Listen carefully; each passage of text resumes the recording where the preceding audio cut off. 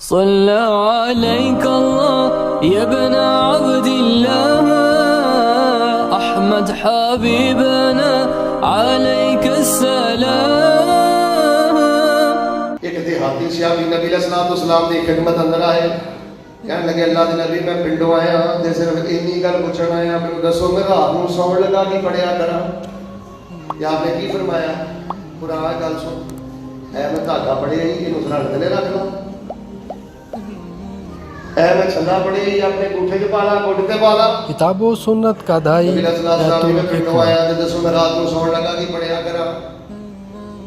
تے نبی پاک صلی اللہ علیہ وسلم نے جواب اندر کی فرمایا؟ آپ نے فرمایا رات نو سون لگا پڑھیا کر قل یا ایھا الکافرون، سورۃ کافرون پڑھ کے سویا کر. فائدہ کی ہوئے گا؟ برات من الشرک. جیڑا بندہ رات نو سون لگا سورۃ الکافرون سمجھ کے پڑھ لیندا ہے، اللہ پاک نو شرک دے چھٹیاں تو پاک کر دیندے نے. میرے پیارے بھائیو، ہے جے صراط مستقیم رات کو سون لگے سورۃ الکافرون پڑھ کے سو، ایدے ترجمے تے غور کر، ایدے معنی تے ایدے مفہوم تے غور کر.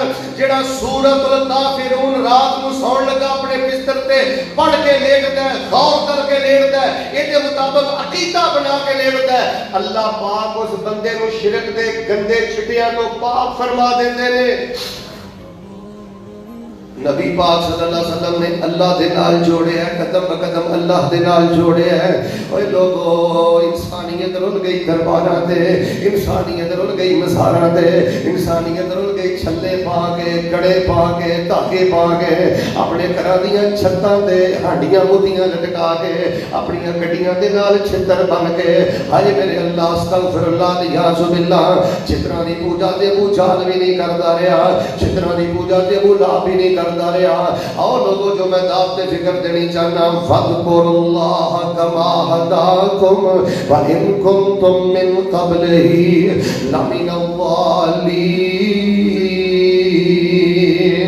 ان کی ذکر کرو جب اللہ پاک نے تھوڑی رہنمائی فرمائی ہے، جب اللہ پاک نے تھوڑا ذکر سکھایا ہے.